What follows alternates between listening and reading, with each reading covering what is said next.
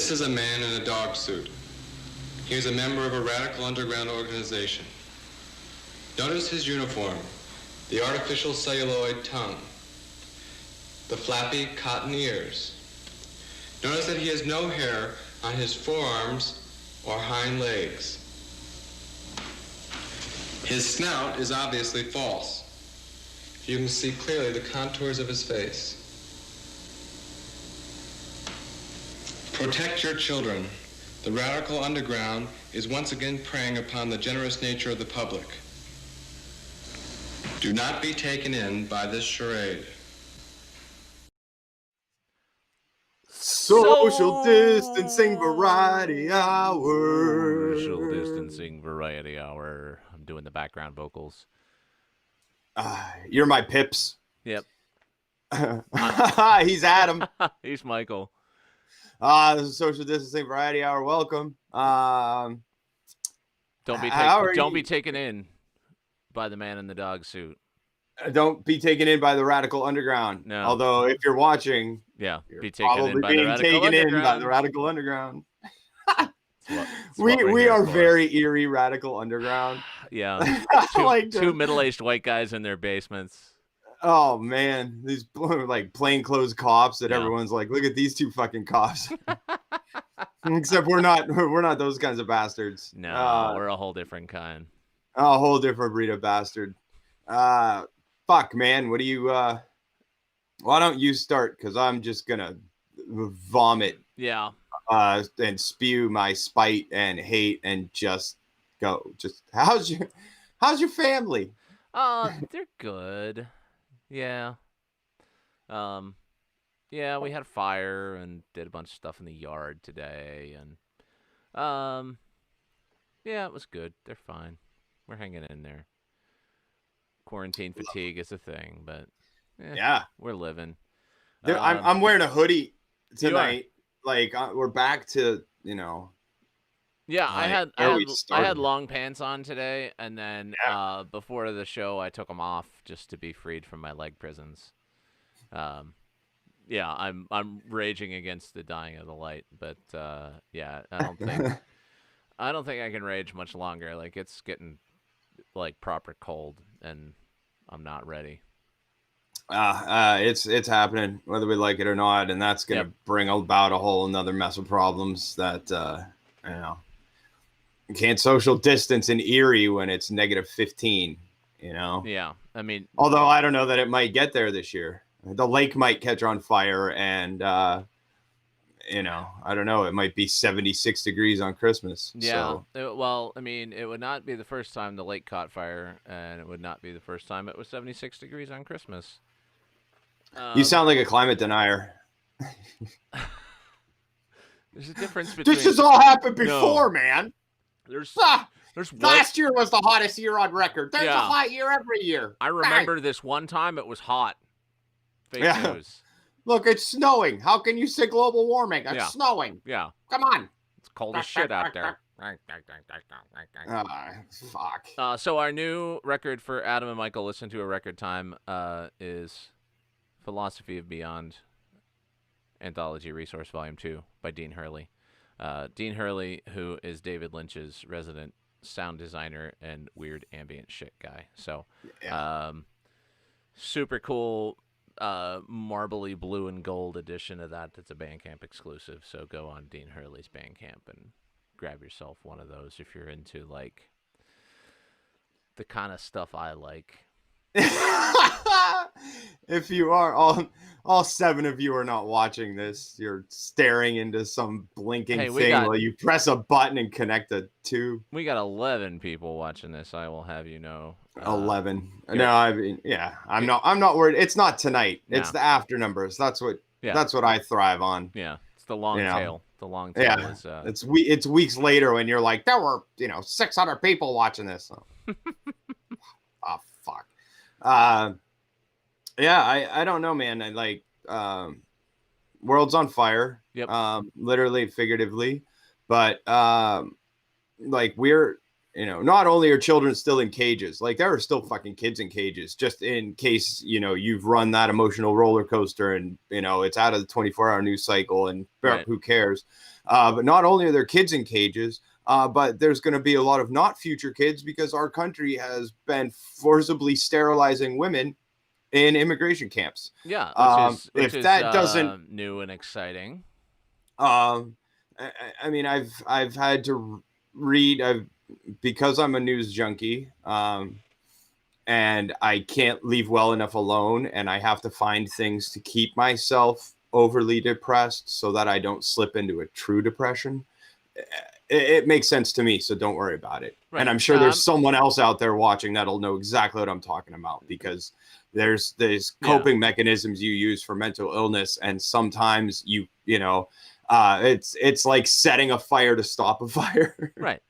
It's a controlled burn. It's a controlled news This burn. is a controlled depression. But I've been forced to read about fucking eugenics, and because immediately everyone jumps to, wow, it's like the Nazis, and yes, and it's fucking horrible, and fascism is not coming. Fascism is here.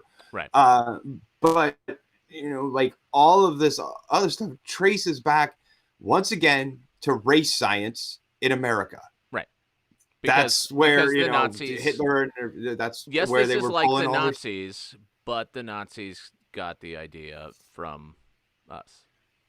And I'm sure there's a lot of East India Company and all kinds of like British shit that kind of rode in on that wave, but it's all American pseudoscience and nut job bullshit, and it's happening again I here. feel like this has something to do with like what's his name, Mr. Kellogg, and how like cereal was going to cure masturbation, and like this is all like of that same like yogurt enemas. Which, don't knock it till you try it. But yeah, I mean, it doesn't cure masturbation. A nice blueberry, in the undercarriage, that'll really. Like I'm gonna revive TCBY, and he said like, hey, go around back as like a walk-in clinic. Your frozen yogurt enema.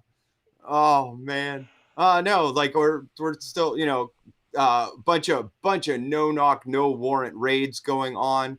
The Colorado and Denver area for protests that are just being planned.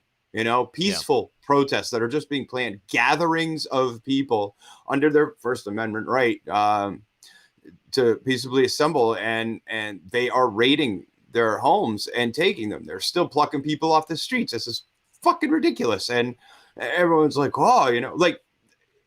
I don't know what distraction there is anymore. Right. Like this is not something that sits on the front of my brain and just keeps me angry 24 hours a day, 7 days a week. But there are large swaths of the day where I just have to sit down and think, look, we live here. Yeah. This is, this is the opposite of the crest of the promise that was made to us as American citizens. And we can't leave because nobody will take us now. And we can't leave because we have no skills to operate in a real society. Well, speak for yourself. No, everything that we have learned, the way that we speak, the volume of our voice. Our amount of laughter, what we share with strangers, not even to mention all the American jingoism and bullshit that's been indoctrinated into us, but all of these social cues and all of these things are a part of us. And, people can pick you out like fucking Americans. Oh, I don't share shit with strangers. Like I'll make a perfectly passable Canadian. You do look very connected. Passably Canadian. Yeah, it's the studio tan. It's a good look for possibly Canadian. It's your jean jacket and Bryan Adams collection. You got this Bandcamp exclusive, cuts like a knife. It's on red vinyl. Yeah. On the back is a drone version. I'm gonna make that tomorrow. That's gonna be the intro music for next week. Please. Yeah. Please do. I will. I want nothing more than that. Yeah, man. There's been a dark pall has been cast over existence. And not just on a very macro level, but on a very micro level. A lot of people that that I've talked to, and I have talked to more people more recently because I've had to, I wandered back into social media for a minute and I was like, fuck this. Yeah. Like this is stupid. It's not any better than you remembered it. Yeah, no, it's worse. Yeah. And I'm sorry that I did it, but now I've got to like talk, but I've been talking to more people I haven't talked to in months. And they're all feeling this kind of weighty shit that's going on a real personal level, and then all the way up. So check in on your friends, be a friend and check back. That's sometimes even just as important as like if you don't hit people back, which I'm completely guilty of. Yeah. And I know I do it, but when you don't, but just be like, hey, a really good friend of ours hit me up the other night, and it was just like, I'm thinking of having a fire and socially distancing, but come out. And I was like, look, I am worn out and depressed. Yeah. I am no fun to be around, and I don't want to leave my couch. So, like maybe I'll hit you up later, but they were like, oh, just come be, worn out and depressed out here. I was like, that ain't how that works, Charlie. No, that sounds like a lot of work. Yeah, that's not that's not how the cards play out. But just, having him reach out and then just having a little back and forth kind of put me in a different headspace that, eventually those opportunities arise and you can go be human again. Yeah. And socially distance with someone that you have nothing in common with anymore. Well, those opportunities are always out there, and I always jump right on them. You can tell by how much I'm out hanging out with people. Oh, I see enough of humanity in my day-to-day job situation that I don't care for it anymore. Yeah, that gives you your fix and then some, and then at the end of that, it's more people. It's just then I gotta read all the macro shit to make me fucking angry and depressed and just like it's a lot, man. And people individually suck, and then you get home and you're reassured by finding out that they collectively suck too, which is always collectively suck. The president gave a speech in Minnesota tonight and started talking about how everyone there has really good genes and they should be proud of their genes in a state that's 83% white, in an auditorium that was like 98.7777% white.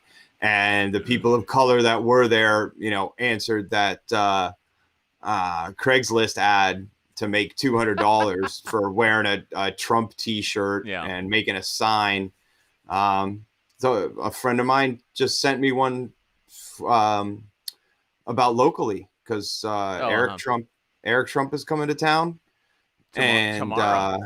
And there was a thing about they're paid actors kind of roles, but there was like a checklist of like you can achieve higher money points if you make a sign if it says this. Yep. Are you slightly overweight and your eyes are too far apart? Come on down. We'll look put compassionate. You on the TV.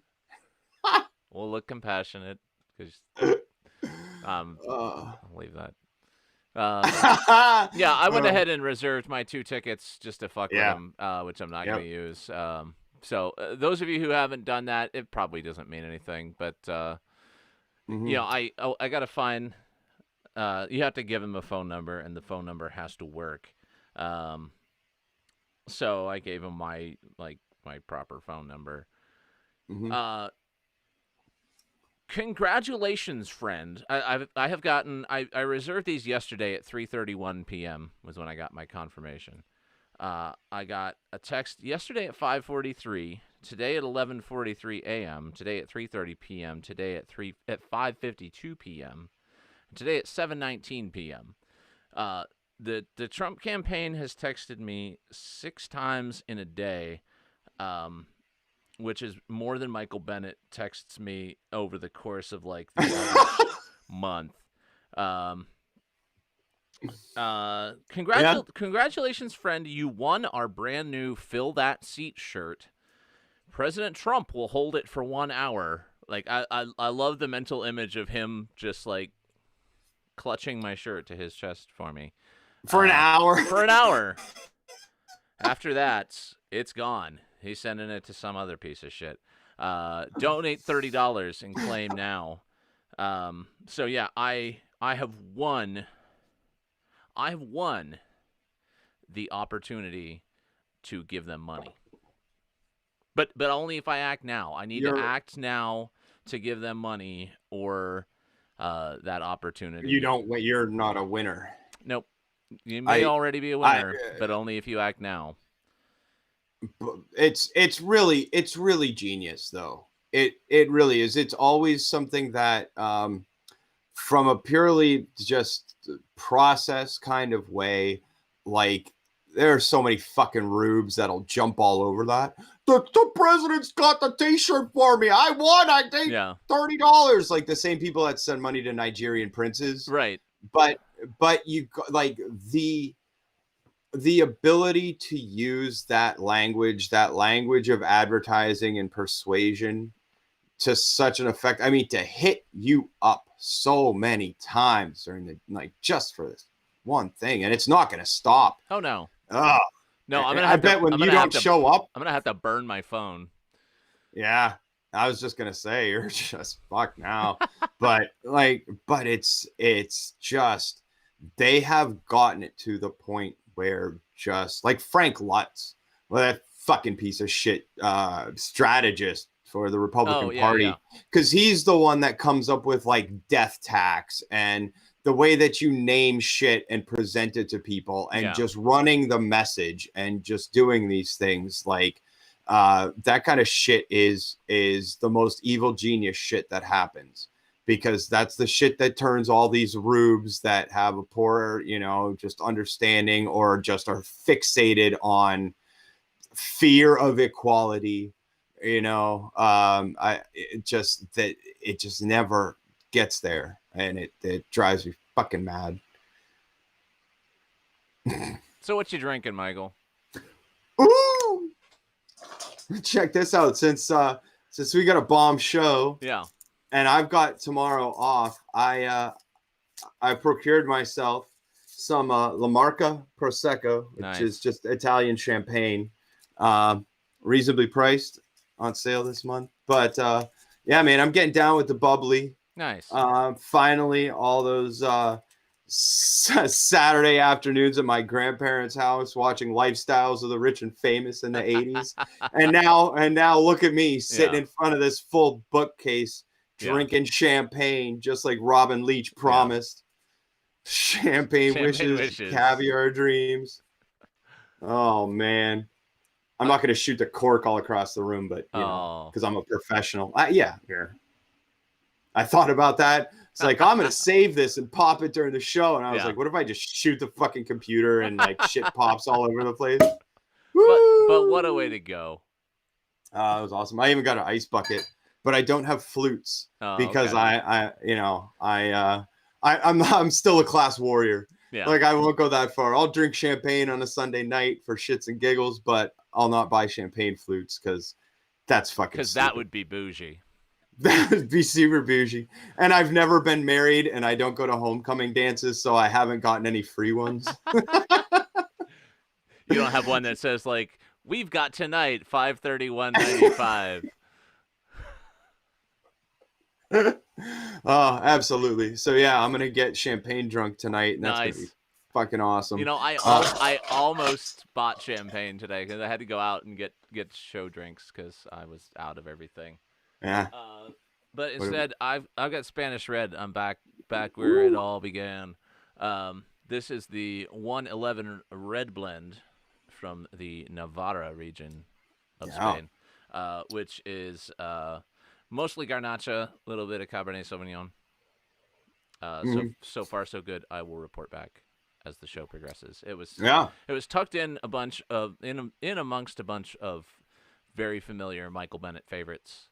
The El Coto and the Guru Gold, and I'm like, oh, I've seen that one on the internet. This one I haven't seen, and it's $9. So Wow, look at you go. You went to the fancy store. That's to find fancy things. Did. You weren't there. I haven't been there in ages. Yeah. Nice. I see, because Grenache is a hit or miss for me, because sometimes it's ultra sweet, and now this has a nice sort of like, well, with a cab blend. Yeah, got a nice little astringency to it in a good way. I'm with it so far. So we got a cool show tonight. We got a super cool show. That's another reason to drink champagne.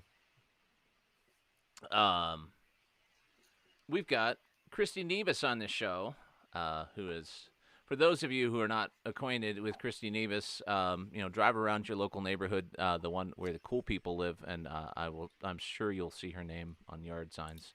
Quite a few. But she is running for Congress to represent the PA 16th district, running against Mike Kelly, who we all have very, very warm, fuzzy feelings about. That's not even a political thing. Just fuck that guy. Yeah, fuck that guy. Just fuck that guy. Which we will talk about in more depth with our guest friend of the show, Miss Kristy Gnibus. But first, let's get into a piece of music, and we'll get her on the show here with us. Let me find it. Why can't I find it? Oh, because I'm already on it. Because I'm a professional. You are a professional. This is Brandon Scott, who is one of Not the first time you said, why can't I find it? Why can't I find it? Because I'm already on it.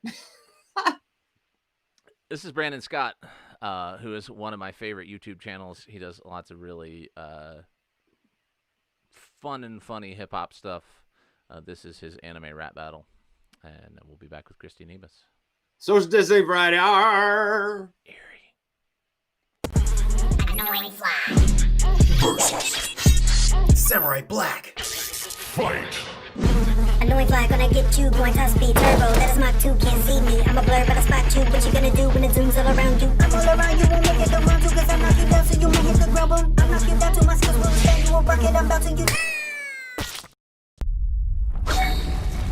Behold. Massive power, there's no way you can defeat me. What? My energy's been depleted. Sorry, I stole your energy, but in case you do need it, it's at the edge of my ladle here. Eat it!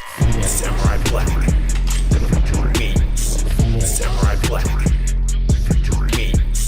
Samurai Black. You're a spammer, bro. Using a sorry, I stole your energy. Move over and over, can't stand it. No, don't get mad cause I'm a beast in this game. I got Samurai, you gotta be in his lane. It's a 5. Still a shame. 65 matches, only one win game. Give me one more match, bro. No, bro, I'm done playing. God damn. Man, come on, dog, come on, dog. You scared you'll lose the next match. No, not at all. Come on, I'll beat you with fast. Impossible. I'll give you a must have cash. I won it all. One match, winner takes all them stacks. Okay, bet. When you lose, no take backs. You should tell your own self that. No Samurai Black. Okay, who you want me to get? The one named COVID Kid. Alright, no sweat. I'll get the orange outfit. May the best man win. We know that is. Fighter with orange outfit versus COVID Kid. Fight. Catch. So you wanna throw a bomb at me? Dodge. You can play tricks if you can't see. Got a close range combat me? Dog, if I were you, I wouldn't be happy. Cause you're about to lose this massy. Nah, I've been holding back for a message like this. You're trying to attack, but I'm blocking your fist. Tell me if you're quick, look at the miss. I'm about to hit a spinning kick. What's the benefit? What? Even if you're quick, I'ma break through it. Even with a block like this, you ain't stopping it. If I lose this bet, I can't pay those rent. One music, one music. So it's time to win. I'm going in. Increase speed to 10. Sonic 10. Kick it to your freaking head. Okay, so I see you wanna be fancy. Yeah. You think you're gonna win, though enhancing. Yeah. You're gonna need to figure out a plan B. Yeah. All my major attacks, they are landing. Fireball on my grass as I'm slamming. My fist launching you back through the canyon. In the end, I'm the last one standing. More like misunderstanding. Oh, fun. Ain't gonna lie, that's a close one. Kicking my head off, you're so done. I haven't finished this most, son. Aerial strike combo stun. My timing is impeccable, son. Me winning's inevitable. I'm done. What can I do? If I continue this match at this rate, then I'm gonna lose. So I gotta use. Try my best not to abuse, but it's last resort. How can I refuse? What? How did you stop that? You wasn't supposed to be able to block that. A few seconds ago, barely fought back. Sounds like we're playing a lockstep. Put his beast playing style from a lot back when he beat with a lead and I lost that. I'm excited. When's the last time I got that? What's happening to me? I can't believe our HP's are tight, yet his speed is increased. I can align at the edge of my seat. Need to survive or I may meet defeat. Any other match he already beat. Look at controllers, his fingers blurry. I can compete, got to retreat. I must convince him the battle with key. Hey, what? Looks like our HP's the same. Yeah, how about we end with a bang? Okay, I think I get what you're saying. Fool, I've never lost in a key match. In a few seconds he'll see that. Then I'll spend his money easy cash.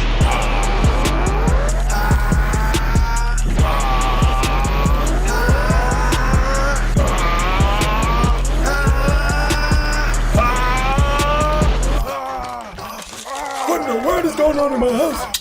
Okay, Boomer, it's like 2020. We can be whoever we want to be. Our controllers are at equal spins. At this rate, if we continue, then no one is going to win. I'll cheat then. Give me your controller. No, give me yours. Let me go. I can't lose, I'm on the roll. KO, KO, KO. Y'all boys must have lost your mind. Grandpa, no. Screaming through the house. When I come in, this is what I find. This ain't what you think. I'ma tear up y'all behinds. Run. Ultimate technique. Now, buckle. Beat fine.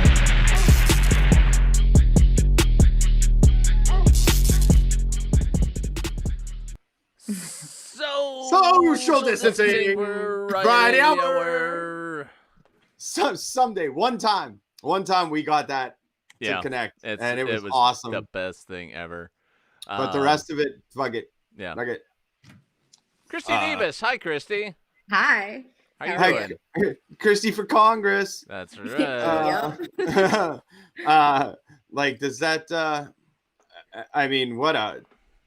Do you think they let you run to get your ass kicked by a used car salesman that sells hurricane damaged cars because he gets voted in by a bunch of mouth breathing hicks that live out in the county because people in the city don't vote because there was a virus this year, so you couldn't go out and do all the cool shit and glad hand and like show off and show how empathetic you are and how real you are, and you probably would have won. So this year they're like, she can't do that, so why don't you go ahead? And now that you've got to do it and be like Kristy for Congress, are you tired of that? And you're like, it's Gnibus. It's like, Yeah, this has been the most exhausting thing I've ever done in my life, but I think it just goes to prove how important it is, regardless of all that other crap that you're talking about, which is important crap. But I can still I've done a lot of those things. I mean, because in the southern counties, COVID is like, to them, COVID isn't even a thing. Like, when I come in with my mask, they're all like, what are you doing? And I'm like, what? yeah. So I've been able to get into a lot of different places down in the southern counties. They're just way more open to that concept. So. Oh, they're open to the concept. Are they open to your ideas? Some places more than others. But I mean, I'm from Wattsburg, so I kind of understand the mentality, the rural mentality. Yeah, but you moved out, so I did, but I taught there for 8 years, so I was a teacher there. Even after I left. So right. I don't know. Like, what do you do with a crowd that you're like, you know what? A little bit of socialism for the populace kind of does work when they're like, this thing's a hoax and it'll be over by November.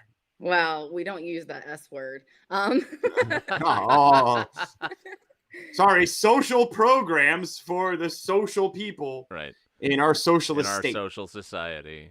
So I will say this: I actually ran into somebody at Lavery's last night. All my days are running together. Was it yesterday? Yeah. I think it was last night. And, time is a fake concept. Time is a flat circle. And they were really insulting to me, and I didn't even say anything, right? They were just like, "There's nothing special about you," and I was like, "Right, that's the point. That's the point. Is that, you know, that I am just like everybody else. Like, I've had to work. Actually, I've always had 2 to 3 jobs at a time. Like, I know what it's like to, you know, be on welfare or not to have health insurance or to struggle to make ends meet. So you're right. There's nothing special about me. Yeah, right. But that's the point. You know what right? I mean? And so. Well, I mean, what the fuck is special about Mike Kelly? No, but I mean, like, honestly, if you put it in those terms, because it's because, number one, you're a woman, and then also you're on the, like, left side of, you know, Mitt Romney, which anybody to that side of him is automatically going to be called, you know, liberal socialist trash. Right. But I mean, there is nothing, there's no charm there. There's no like presence. He doesn't walk into a room and everyone's like, "Ooh, is he wearing Dracar Noir?"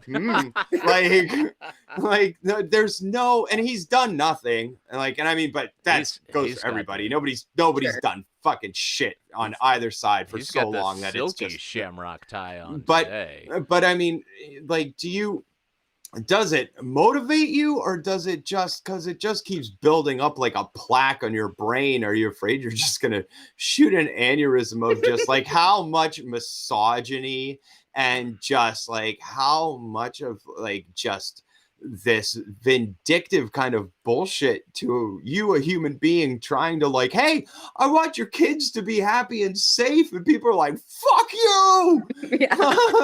Why would I want that?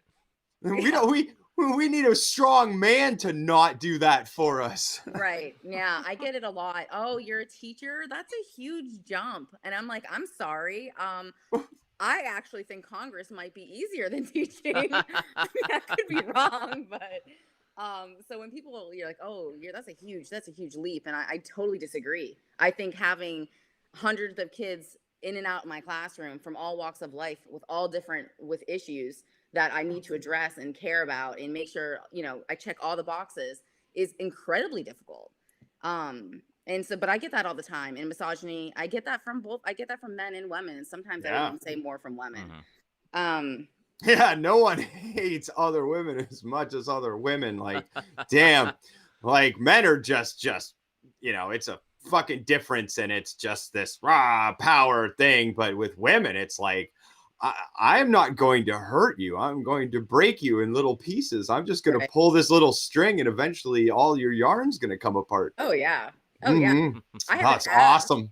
I have an ad that apparently, I mean, it looks like I must have like kind of a shadow. And all these women are like, ew, look at her and her mustache. She's so gross and ugly. And I laugh about it because I'm like, I'm a high school teacher. Like, this doesn't faze me at all. Right. Yeah. I'm just like, I'm trying to like learn how to make a like, you know, some type of like GIF or whatever you call those. Yeah. I have like a mustache. I'm like, my mustache is better than my Kelly's. But it's a cruel world, but you know, we're doing it. Well, yeah. I mean, like there are things you want to do. You're a vote that leads towards a progressive kind of understanding of where we need to be, rather than this continuous rut of just these, you know, military industrial complex trickle down economic kind of bullshit that never works. But at the same time, like, you know, do you get to share ideas for like, this is what it could mean for Erie? Because like Mike Kelly has not brought shit back. Like there's no bacon unless you're talking about Bayfront development. Like there's nothing that's done here that you can see, you know, that isn't, you know, local state, you know, works its way from a local to a state. And then they're like, oh, we can claim these federal dollars. But like, can you get to people to just be like, you know, I can bring something back to our district, or at least give you an ear, because I don't even know the last time Mike Kelly's, you know, been around to shake my hand. Yeah. So I think that's the biggest appeal that I have for Erie, is that I live, I breathe, I am Erie. I would be the ear, you know, for everyone in Erie, regardless of your party. I'm here. I'm going to bring resources back. It's better for your representative to come from the county that you live in. You're going to reap the benefits, just like Butler sees the majority of the benefits, even though those are also there's not a lot there, but more than us. And we are actually 51% of the vote in this district comes from Erie. And he does not treat it that way. No.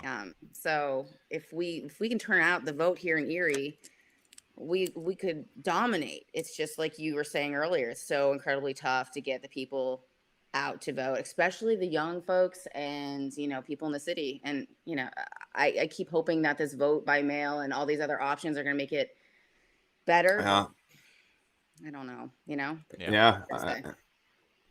it's what is how hard is it to like keep that kind of ground game going, and especially as it gets closer to like shit, are we like the Commonwealth just decided last week that they would give 3 days to count ballots, like these things that like this is a no fucking brainer. You count them until they're all counted. Like, get the fuck out of here. Like, why do you even need to do these things? But but people don't even, and there's that other side that just, even if you don't believe it, that'll always trickle in your ear. Like, this is someone's going to steal my ballot. Someone's going to, do this stuff. So how do you combat that when you need all these votes from right here to turn out? Yeah. How do you combat solve these problems that are happening for everyone everywhere, Kristy? Yeah, it's you're drinking champagne and I'm very jealous. My favorite, but the headache after is awful. So good luck with that tomorrow. No, so the biggest thing is to keep telling folks that this is just fear mongering. And my mom worked for the post office for 37 years. She just retired a few years ago, which has been a great resource. And she's like, they could take another sorting machine out. They're not going to, and they still would be able to function, and the mail will still do what it needs to do. What they're doing is they're instilling fear in us so that we don't end up voting. Like, what's going to happen is people are going to hang on to their ballot and be like, oh, I shouldn't mail it. And then the day comes and they're not going to vote. It's just another, tactic for voter suppression. So it's just encouraging people to realize that it's an action. It works. Postage is paid. As soon as you get it, mail it back. And we're also offering rides to the ballot box, and we're going to offer rides to the polls. We're just going to be in people's faces to get them to wherever they need to go to make sure they vote. And I don't know if people know this. You can actually start voting as soon as they start printing the ballots. You can actually just go to the courthouse and vote. Like, really? You walk in, fill out your ballot, and you're done. Yep. You don't even have to request a ballot. You can just do it right then and there. So there's so many options, and it's just consistently like pushing it and pushing it and pushing it. And everyone's annoyed. Everyone's like, stop talking about, like, every time I open up my social media, like Instagram or Facebook, it's like at the top of the screen, like, are you registered? Like, have you requested your ballot? Are you registered? Yeah, I'm sorry that's annoying you, but like, this is the most important election I would think in our lifetime. So it's just keeping pushing. It's just pushing. Forget the local support for a second. Sure. What has the National Democratic Party done for you? Do they have have they just considered there's no chance, so fuck you kind of thing? We're gonna go give Amy McGrath more money because she's gonna get her ass kicked by Mitch McConnell, so we can't even give you anything. Has it been kind of one of those? So, I have to answer this in the most. No, you don't. No, that's why it's a late night show. Yeah. Let me be candid. I want their help, meaning I want the monetary help. I need it. I literally am a teacher. Actually, at this point, I'm only making 50% of my salary because I'm on sabbatical. So I'm literally living in poverty. So I do want the help. And so have they helped me? Yes. With a poll. So I've been helped with a poll by the DCCC, which has been incredibly helpful. Did they lube up the poll first? I don't know, maybe. So that was helpful. And there's other organizations that have digital ads out there against Mike Kelly. And so that's been helpful too.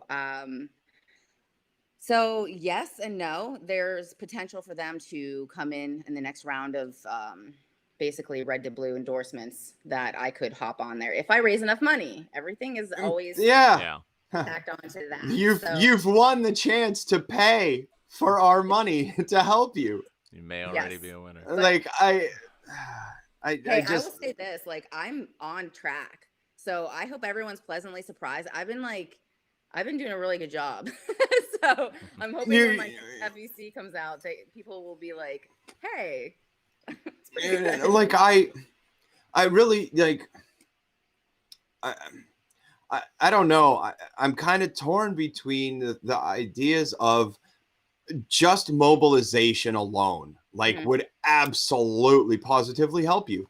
Like up here, just mobilizing and doing this whole, like, forget about that you're even running against Mike Kelly and just being like, just get out there, Yeah. But at the same time, like, he's such a fucking sleazebag. I mean, there's the TV station in Pittsburgh that has that report where they talk to his son who's still running his used car things where he's selling those things. Like, people don't know about this. Like, and he's just smarmy and he's just doesn't care. He has voted for some of the most vile shit. And I mean, I think there's, I don't know what gets a more visceral reaction, because I don't know if people want to be inspired or if they want to be, thrilled to vote against someone.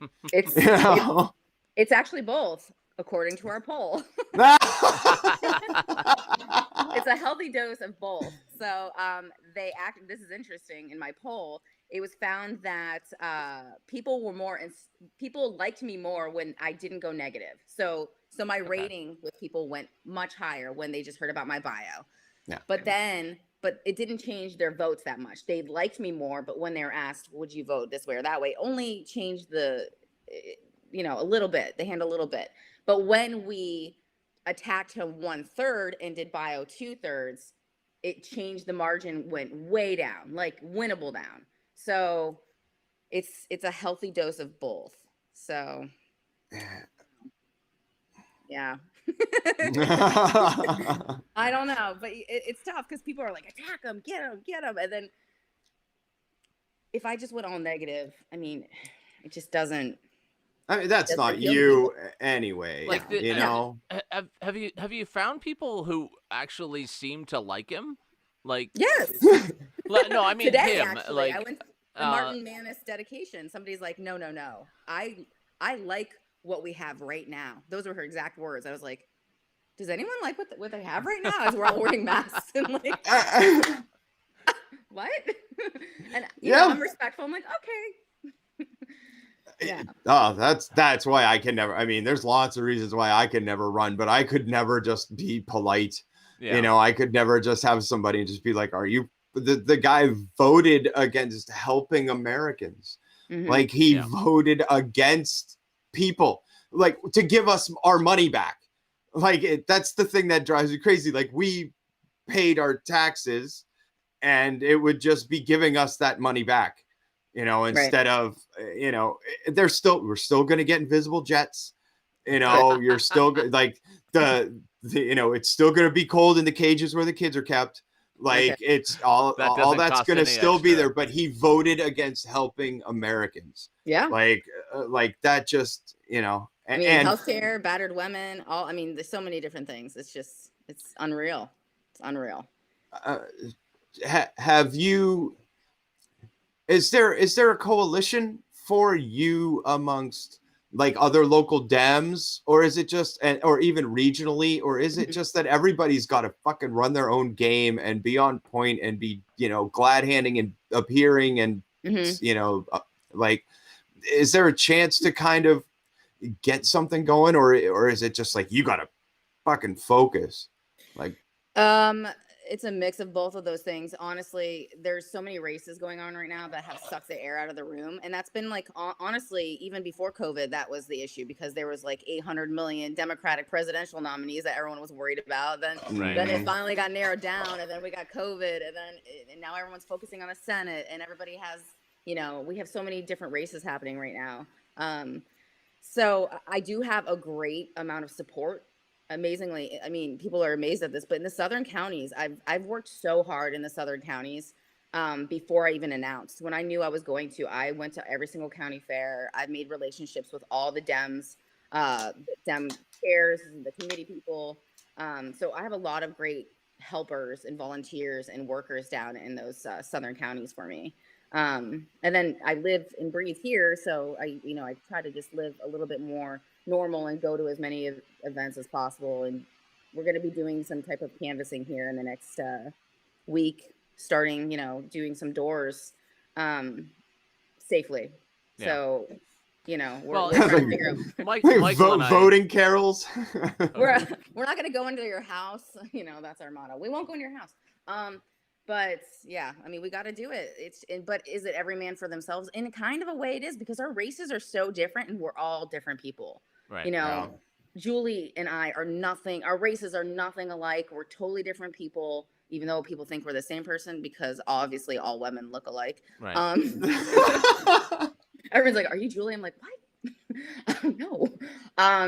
So Julie has her own thing going on with Dan, and that's a huge contentious race.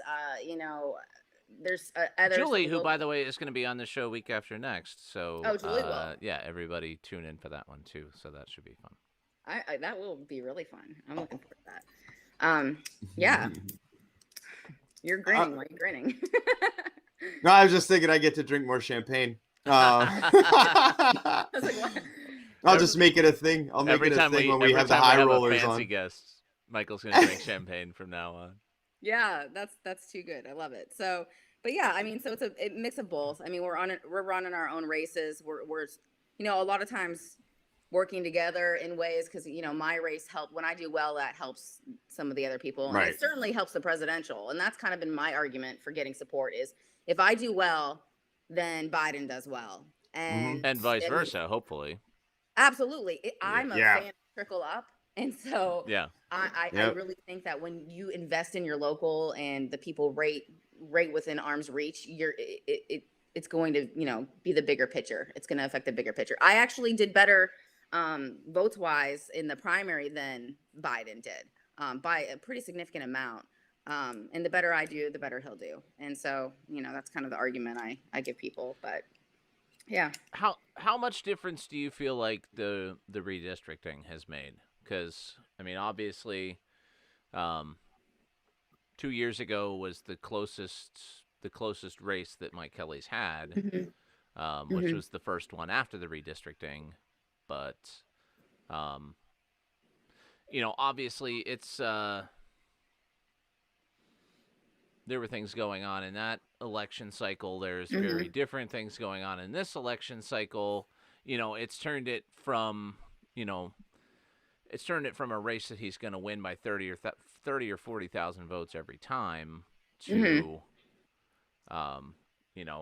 he beat Ron DeNicola by what, like 10 or 12,000 votes. Yeah, and 3.5 points. I mean, that's so small. Right. I mean, that's a small margin, and that's what makes this so winnable. So it drives me crazy when people are like, this is not winnable. I'm like, this is a presidential year. Like, right. This is so winnable, and it's crazy. I beat my opponent to TV, and honestly, like, what a huge drop. Like, how, even if you're running against whomever, it doesn't matter. Like, he has millions in the bank, and he just has been like sitting pretty and thinking like, he's safe, and he's so wrong. And I truly, truly believe that.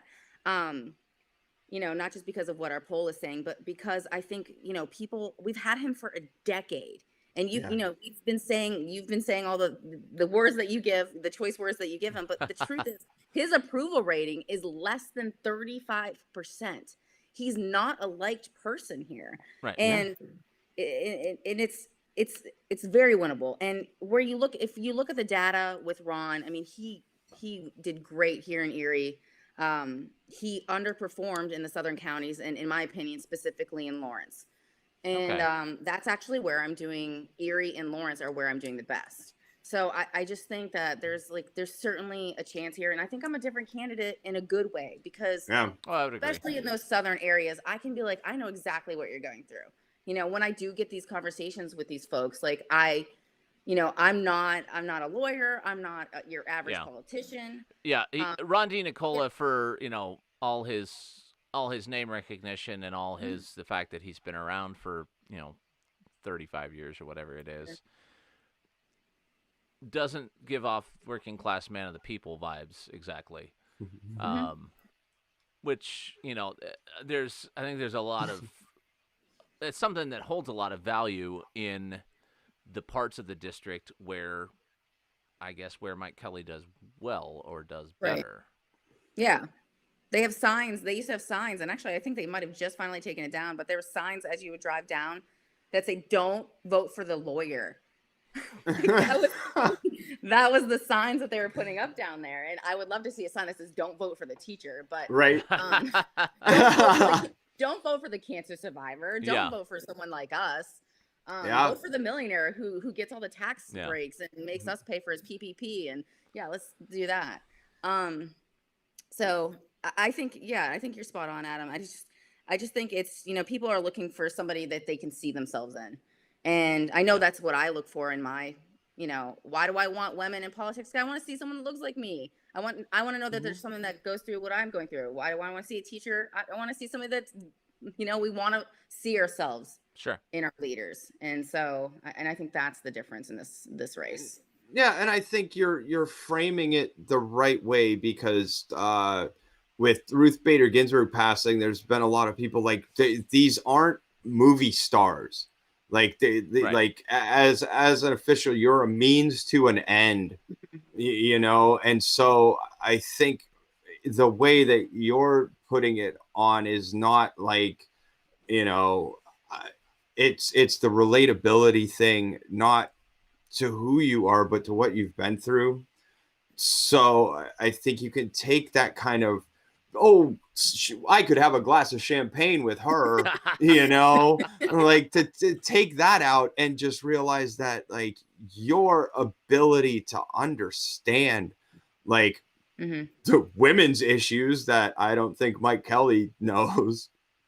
But like, and then having been a teacher and having seen every strip and stripe of life from a really whack perspective. Yeah, no. But I think, this idea that everyone has to be a lawyer or a businessman to, get into Congress, that's just the money game. But like, there's no reflection, because every idea is just about widgets. And does the widget fit, and do the numbers turn out in the end? Or it's like, what? I always thought it'd be way better if on the evening news, instead of the Dow Jones, they did like a life values kind of index, like they do in all the Scandinavian countries win every year, because like, it's like, we paid like 40% in taxes, but I've got 9 weeks vacation. Yeah. My kids have awesome teeth. Like I don't have to mortgage my future because my mother-in-law got cancer. Like, fuck.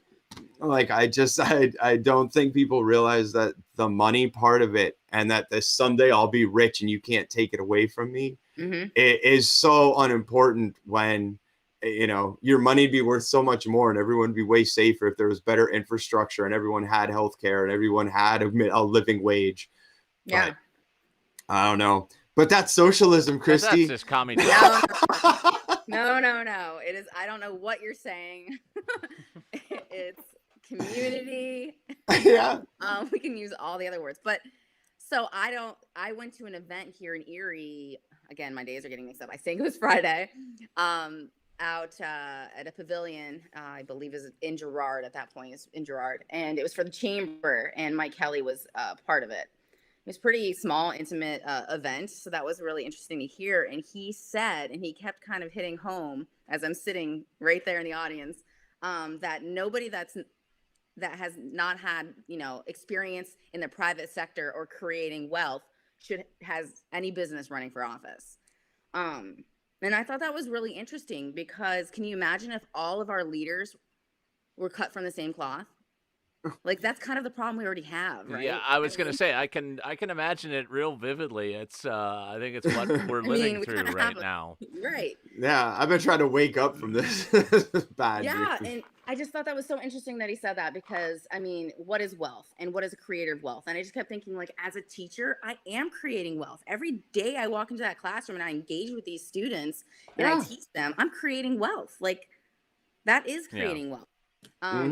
And I just thought, it just gave me a good insight to how our debate may go on October 5th. So I'm looking forward to it. Yeah. Are you? I mean, what's the, like, are you, are you? Yeah, I mean, there is something to be said for being, you're, and you teach like primarily home ec and stuff, right? I do. And then, yeah, and I work with autistic support for quarter of the day. So, like, there's nothing more like there's nothing more survivalist, in my opinion, than being able to create your own nutritious meals and to be able to take care of yourself. That's what I teach. How can you take care of yourself? Yeah. Where does your food come from? We talk about agriculture. We talk about the tariffs. We talk about all of that stuff. It's so incredibly important. Food is life. And people are like, oh, you're just a home ec teacher. And I'm like, Yeah. You're like, actually, Yeah. I'm an adulting teacher. Yeah. Right. I'm teaching you how to adult. So, Right. yeah. But I think that gives you an advantage because even if you are like cooking muffins and buttoning up shirts, like you gotta entertain and you gotta have presence.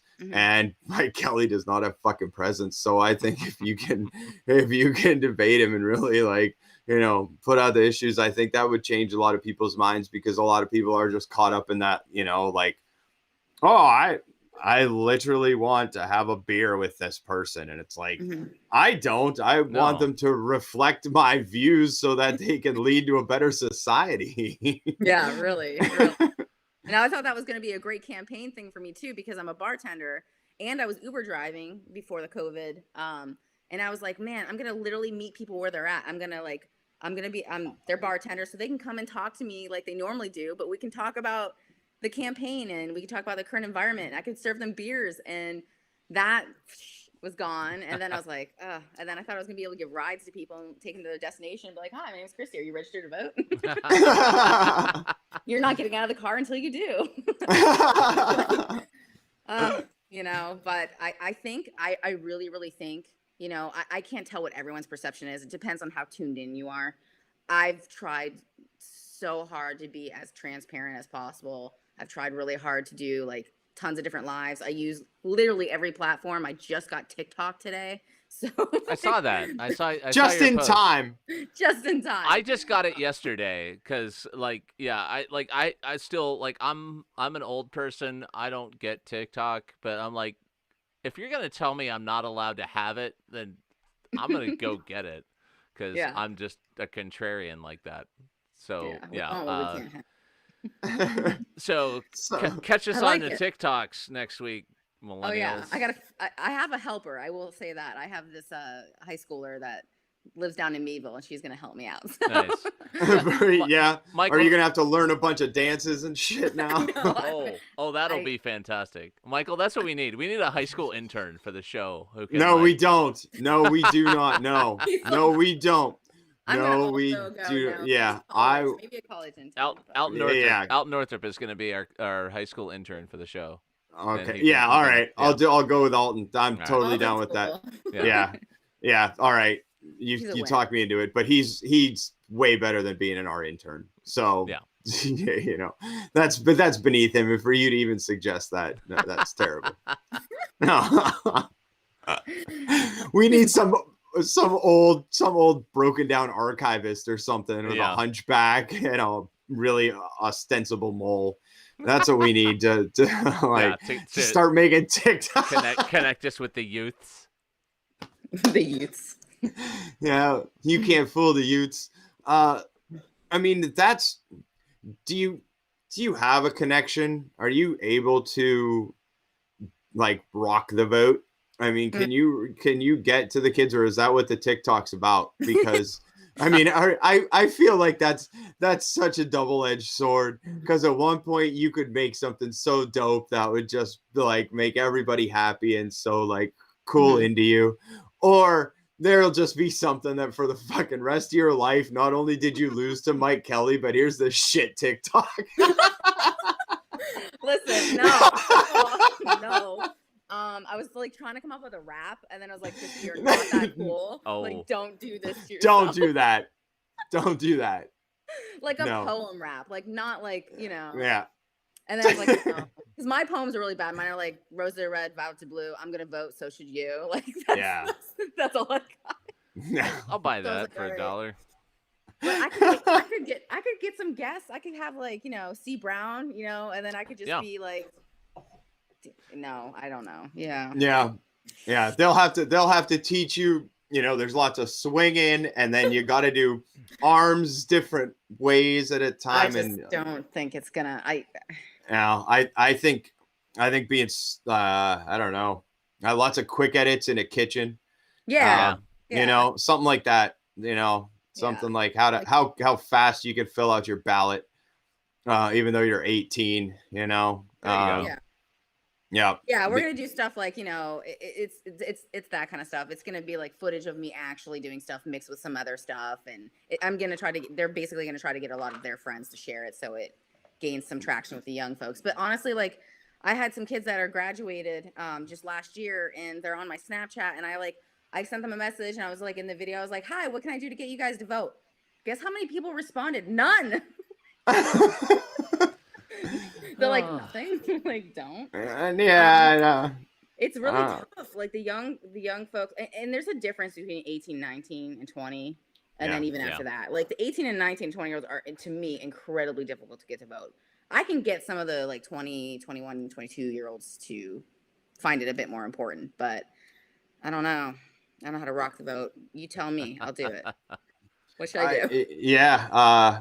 I think they got to have zeitgeist. I think there's got to be something that unites, like that. You've got, what you have to do is you have to find something on like October 29th or 30th that's just like the thing that everybody's talking about that day, and then just fucking hit that hard for 3 days to catch the attention of like, oh, we were just talking about that and she's in favor of it, like, boop. Yeah. Like, I think that's the only way to do that, because there's no recall. Like, I always think about it in terms of all the stupid shit that happens under the current administration, of how there's so much and it's so frequent. And then there's so much discovery that you have to backtrack to like think about, oh, that's what was going on when now this hearing leads to this. That like people get lost and they never think about like, oh shit, like I brought up tonight, there's still fucking kids in cages in America. Yeah. And then they're taking their moms and they're fucking giving them hysterectomies. Like, that shit's ridiculous. But you have to think about it because it happened so long ago and so much other bullshit has happened. So I think the more that goes on, and just the way that internet and you know, cable news has always built up this just pop, pop, pop, pop, pop. So I really think the only way to get the youth is to hit them right at the moment. You know, maybe even wait until like the first or second. Just be like, hey, tomorrow you gotta go to vote. You know? Yeah, and they're like, I mean, honestly, they're not thinking that far in advance. And I mean, I remember being a young person too. Like, I was very much the typical. I'm the typical voter too. I mean, like, I don't have that perfect record, and everyone's like, oh, you're gonna get slammed on that. I'm like, again, I'm just like everyone else. I had kids, I had cancer, I had lots of things going on in my life, and there are votes I didn't make every single vote from the time I was 18 to 36. You know, and I'm trying to think back of like what excited me and what was like the exciting things that made me come out when I was a young person. Well, and I think, you know, like, I was really bad at voting when I was 18, 19, 20 because it was hard.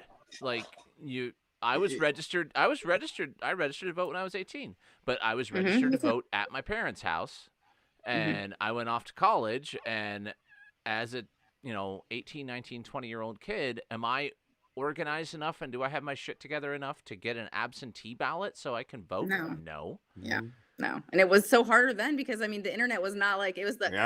Yeah. Early, I don't know how like old you needed a proper excuse then too. It wasn't just like, I might not make it that day.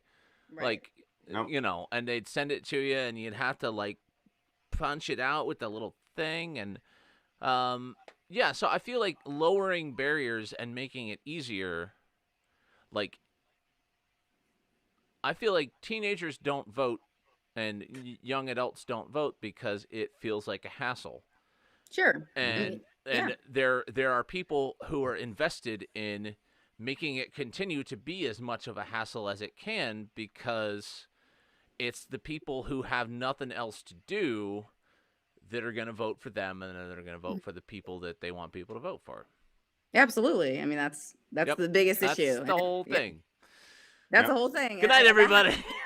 That happened to me the last like election of the big presidential. Like, teachers on generally they have in service on that day. I mean, we have to be there at 7 a.m. You can't go to the polls first. Right. You can't leave. I mean, So there's that, and then for the people that work second jobs that go straight from that to their second job, I mean, you're literally there's no way. There was no way for me to even make it to the polls, Right. especially as a single parent, making sure I can get my kids where they need to be so I can get to my second job. And there was no excuse at that point, Right. even though working or not knowing your schedule, I was like, you should have planned ahead. Well, first of all, we're not allowed to take out off in services, and I do not have the luxury to not work. Yeah, Like, I don't have that luxury to say I'm going to take this day off so that I can vote, because I literally live paycheck to paycheck. Yeah. So this is just, I mean, it's always been an issue, and we're finally trying to make inroads there, and they're consistently and bearing us down. You know, there's these temporary ad hoc provisions that are in place for this year, and I think it's going to be real interesting to see how much of that sticks, or whether when we get to 2022, 2024, it's going to be like, yep, back to the good old days when you had to schlep yourself down to the Methodist church and wait in line with the church ladies, and you better have a really good excuse, otherwise, nope, you don't get to, and you know, I feel like that's true of a lot of things that have come out of the last 6 months. You know, plenty of it has sucked, but there's been enough of it that's been like, well, actually, that was really cool, and if we could just live as a society that way from now on, that would be kind of awesome. But time will tell whether or not we actually get to. Yeah. No, you're right. Yeah, universal basic income, have free food delivery. Yeah. You know, having essential workers be praised and paid what they're worth. Yeah, that's like I mean, because I've had to work because I'm not running for office.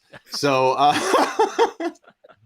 but and it's just like it was such a brief period of like the championing of like, oh, thanks for being out here and being here to do this, to just like, you know, get me my fucking shit and shut the fuck up and don't tell me how to wear my mask. Like it was almost instantaneous to just drop that humanity and just go back to, and I was hoping we'd never go back to that.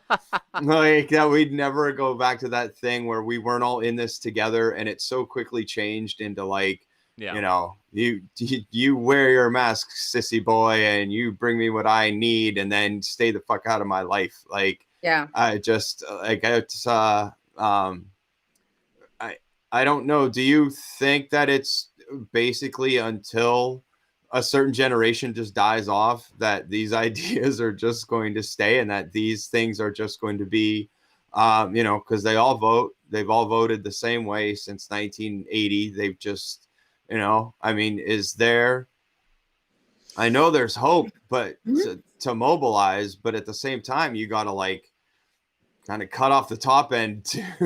Well, that's what's happening, and that's what they know. Every generation becomes more and more democratic in ways, you know, that they don't like. It's scary. That's why voter suppression, excuse me, is so important to the Republican Party. They want to keep the young folks out. They want to keep the people that are working multiple jobs out. They want to keep the people that are going to, you know, vote against them. There's more of us than there are of them, and every year there's more of us than there are of them. And it's just the inevitable, and they're trying to stop the inevitable. Honestly, the Republican Party has a lot of work to do, because they're not going to sustain themselves the way that they are.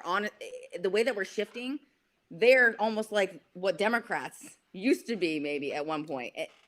That's the only way they'll survive, is if they start shifting that way, because right now they're not. It's just, I mean, America, to me, growing up, has always been this thought of opportunity and equality and humanity. And that feels like that's up, you know, every single day. And that's the thing we're fighting for the most. And it's ridiculous. I thought that's what it was all about, was opportunity and equality. And look at us. It's wild. Would you vote for legislation that would stop sending military style weapons and you know, vehicles to police stations? What? Because, you know, they do the army surplus. Like, do you think cops in Erie need assault rifles do we need a SWAT team with tanks? Do we need like tactical gear for our city police here that comes from, federal military spending? No, no. I mean, if we're doing it right, no, right? I mean, there's no Mm-hmm. need if we do it right, and there's so much to work on to make that possible. Do I think there's ever going to be an instant where you're going to need military style? I mean, that's always a maybe, but we don't need it like in every single precinct. That's ridiculous.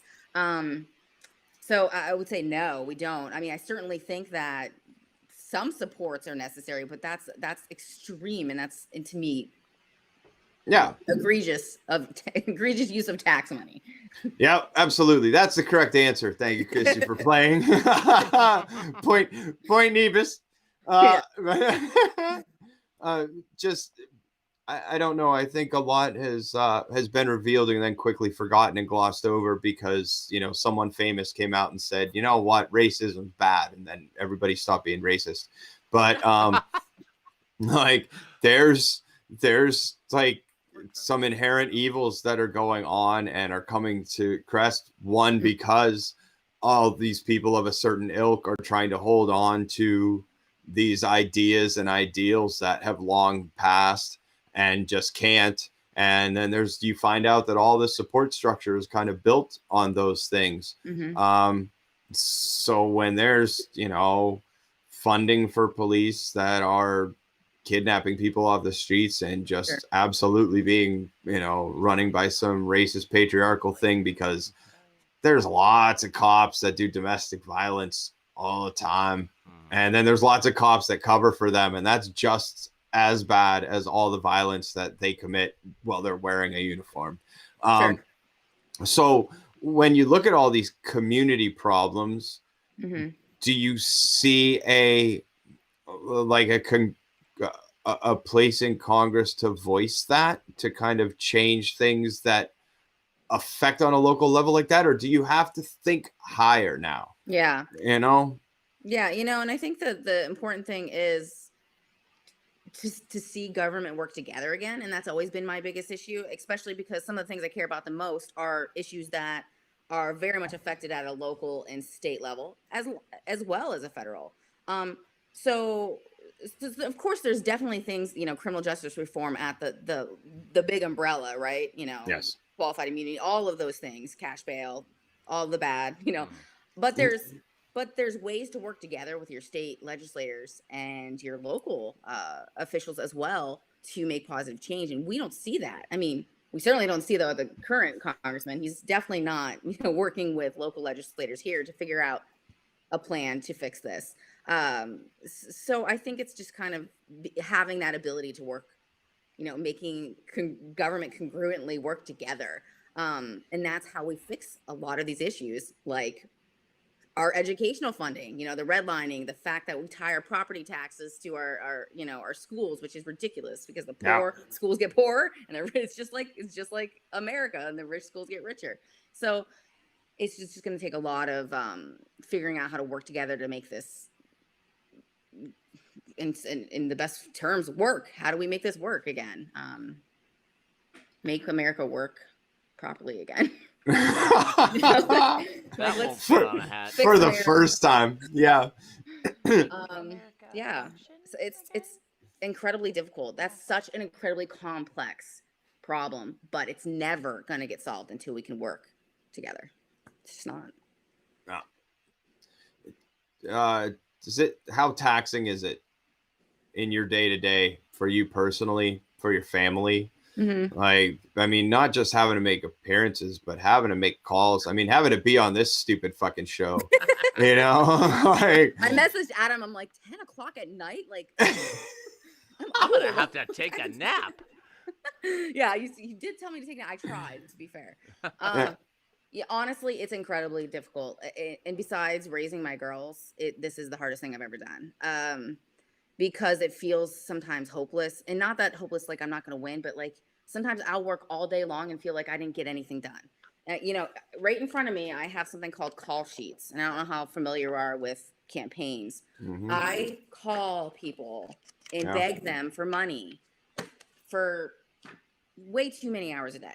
Every day. Every day I've been doing this for a year. That's another reason why this is so important to me, because I can't wait to get in there and hopefully work so hard to change and like end Citizens United. Citizens United is ridiculous. Oh yeah. Thank you. Yes. It's just, I should not be begging these people for money. It's getting less and less effective. Less people are, picking up. It's Yeah, when you see that shit that America the Vote, like the podcast the vote, Sure. fucking guys, and after Ginsburg dies, and they raised like $98.2 million for different races. Have you called them yet? Oh, I've tried. Trust me, I've been doing this for a year. I've tried everybody. Celebrities. I've talked to Chelsea Handler. I was like, help me out, girl. Which she's been very cool. But yeah, I try everything I can.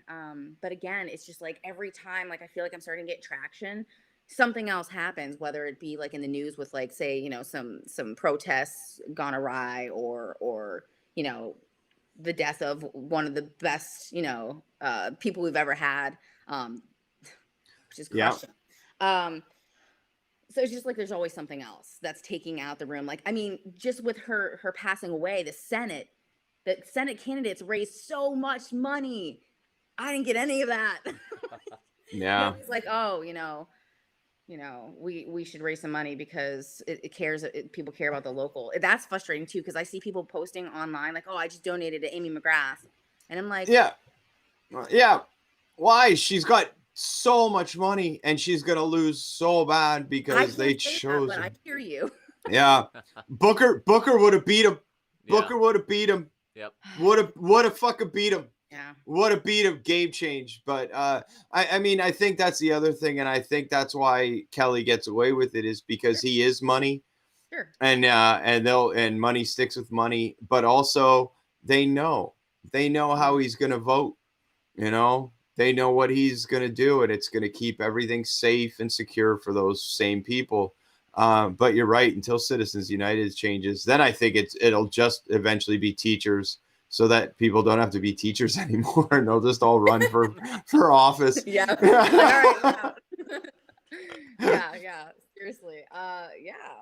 So I mean, just to go back to the exhaustion part, I think that's it, and I think it was really hard on my kids. I would say more early on, it was harder on them because we were just so like, as a first-time candidate, I still don't know everything I'm supposed to be doing all the time. I feel confused. I don't, I just found out today I'm going to be on this call with the Jill Biden, and then I'm like, what is that? Like, what's going on? There's a lot of things I just don't know what I'm doing, and I think it was stressful on me, and it was stressful on my kids, and I teach at the high school that my one daughter goes to, and she's like, Mom, I'm so embarrassed. Every time I go in, everyone's like, is your mom running for Congress? And I'm like, that's cool. It's not cool. Yeah. like You're running the show. Oh, yeah. I mean, she thinks it's cool. yeah. Well, see, that's kind of disappointing. And that's because Mike Kelly's been our congressman for 10 years, so no one thinks being in Congress is cool.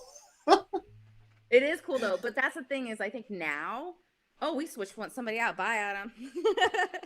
Finally, finally the meds worked and his transitions happened. That top surgery worked out. That's messed up. No, but I would say with the social injustices happening, that's actually made my kids more excited about this. Because those are the kinds of things that young people care about. They care about like the LGBT rights. They care about Black Lives Matter. They care about, education and having, the ability to not be in debt for the rest of their lives like me from college. So yeah. Does it get exhausting having to care? I mean, because there's definitely a hierarchy of, and I mean, just in your own life, your family comes first, like, fuck Sure. this noise, but then when you're going to different things and everybody's got this is what I'm into, and you got to be like, oh yeah, good, yeah, like Love sure, professional wrestling. It's fascinating. yeah. love that What's wrestling. that guy? Yeah. That boulder guy? That big Yeah, wall guy? like, The person's eyebrow. Right? Like I don't think as a congresswoman I'll have anything to do with the assessment on your back lot, but sure, like that's a really good land use issue. Yeah, You no, know? I get a lot of questions that actually would have nothing to do with what I would have to do with. Like it'd be like, what about this ditch in front of my house? I'm like, call Mike Kelly. Township? I was like, here's Mike Kelly's number. He'll love to answer that for you. Yeah.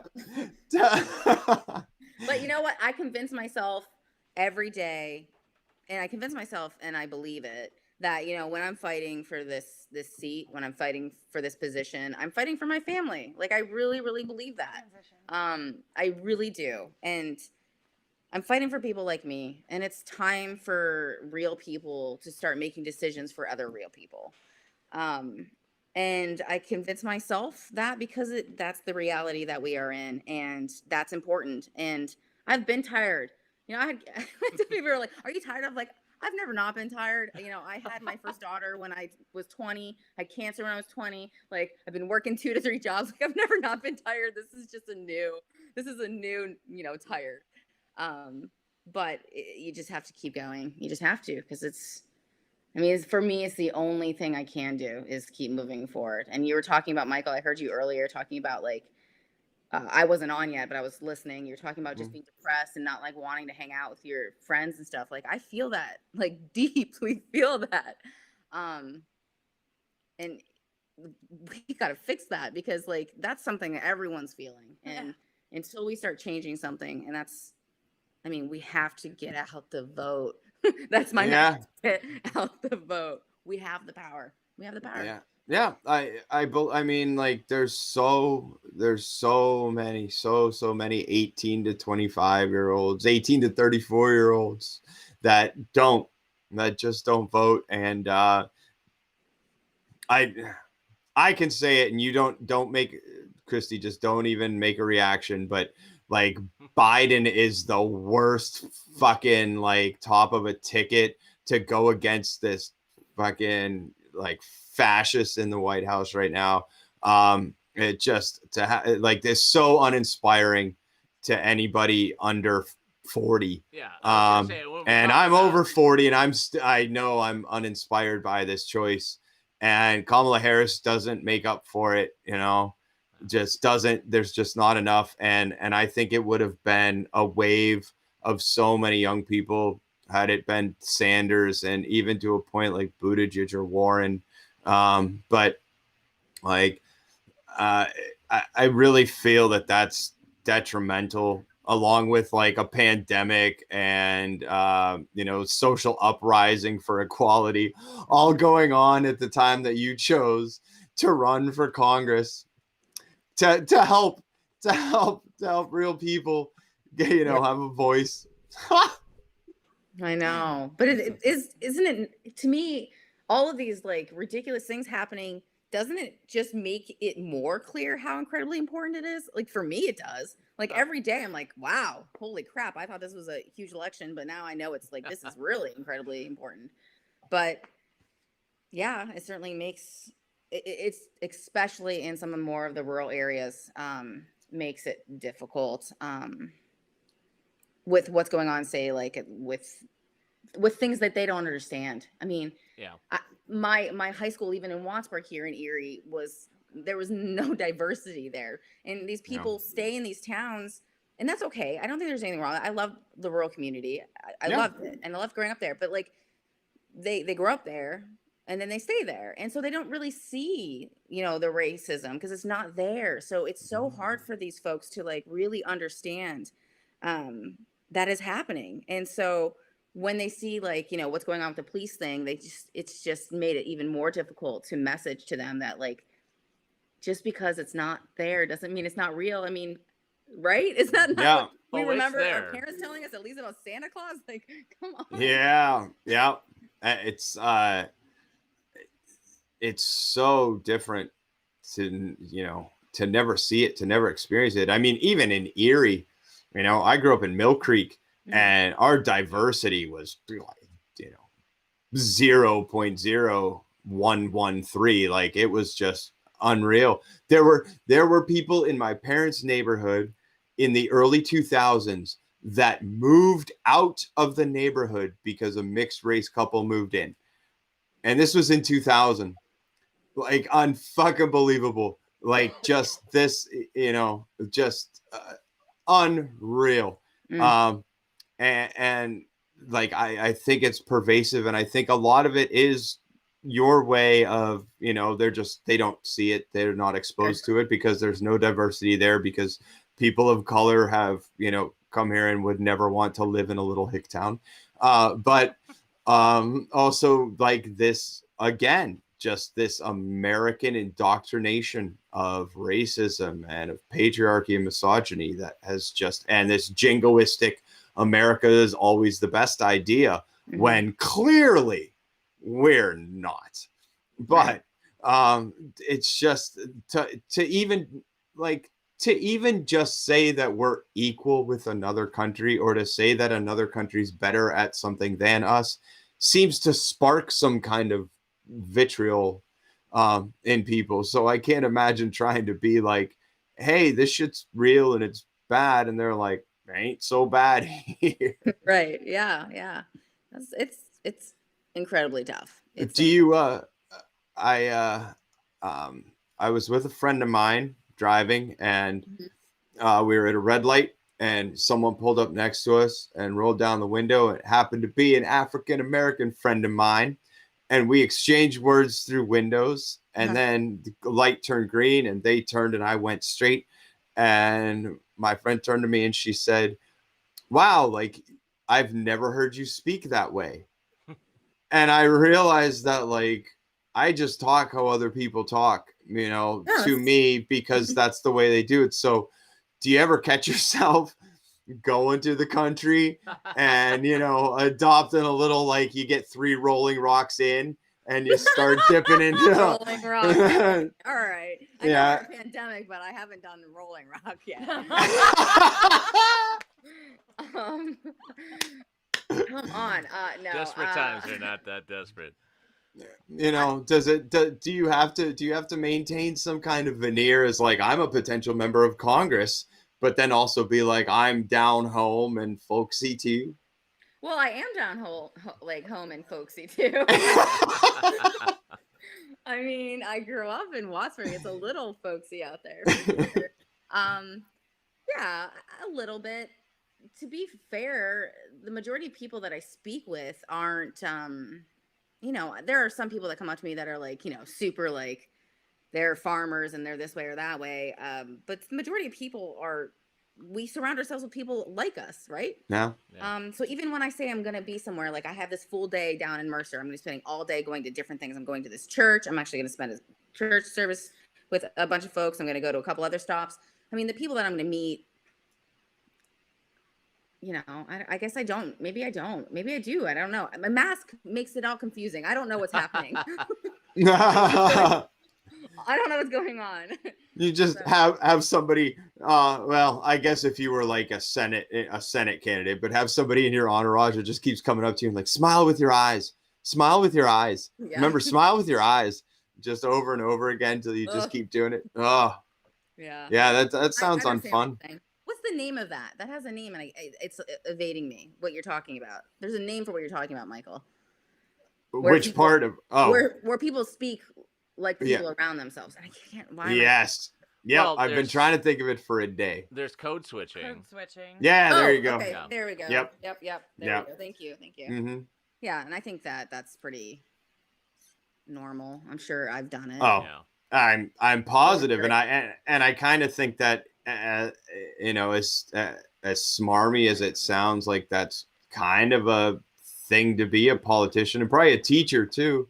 Is to be able to relate and then identify and do that. I think it also makes a good interviewer to, be able to communicate on some level of understanding to do that. But it also has, horrible implications as well, I guess. But I do just imagine it'd be funny if you're, driving back and forth between the county and the city and then just like drop a y'all in the wrong place or use like a 25-cent polysyllabic word in the wrong county. To be fair, I don't think they talk that different. I mean, no. Okay. I just No. don't. No, but think it's they did. funnier if they did. Yeah. It would be funny if they did. It's not like I'm going. I know people think this, but it's not like I'm going from like Erie to like Texas. Right. Like, hey, yo, like that's I not. just, I figure once you cross 90, it's all just a bunch of rubes. They're all just running around in overalls with one thing unbuckled, Yeah. and just got hay in their feet, and they're just, The little straw thing with the tassels in their teeth. yeah. No, I really don't think that, because I've spent a lot of time around the county, especially this year, and it's very homogenistically diverse, because once you do get out of the big areas, there's really, it's a whole lot of me and Adam. Yeah. Uh, All kinds of different white people out there. yeah, all kinds. There's all shades of white. It's It's like the reverse Henry Ford thing. You can have one any color you want as long as it's white. That's yeah, yeah. But this year, especially with everything going on, are you finding pockets of, I don't want to say resistance, but woke folks? Are they, is it out there? The woke folk. Yeah. I like that. The woke folk. Put that on your TikTok. Yeah, there you Woke go. folk. I would say Erie has that. Oh yeah. There are parts around we have quite a bit of college, different universities and colleges here. Allegheny, actually, in the Sea of Red. Exactly what I was gonna say. Yeah. It's pretty liberal. It has a huge poli-sci Mm-hmm. department. And environmental. And I'd say even in parts of Farrell and Newcastle, Hermitage, Sure. there are plenty. Cranberry. I mean, honestly, Butler is growing more and more blue as people are moving away from Pittsburgh and into the even further out suburbs, especially now that there's more and more people able to work from home that I think are going to stay working from home because it just makes more sense. I mean, I think that's going to even grow. Yeah. But yeah, I mean, there are, whatever that even means, I guess. Yeah, I mean, because then, if you're moving from Pittsburgh to like a $350,000 house in Butler, that's like 5 feet away from a $400,000 house. Yeah. Yeah. But I guess you don't give a shit if Mike Kelly is your congressperson, because it doesn't matter. You're fine. Yeah. There's contentment there. Yeah. Yeah. There's a lot of less contentment. Don't you find it amazing that there's so many people that are voting against their own self-interest? And I'm sure you talked about this a lot. It's just a huge issue that I think we deal with, especially when I go into the really impoverished areas, and I'm thinking, why are you doing this? Like, you need government to do its job, which is to assist you, to give you opportunity. It's not a handout. It's not a handout. It's your money. Exactly. It's your money. It's not like the government is, making this thing. Like, Right.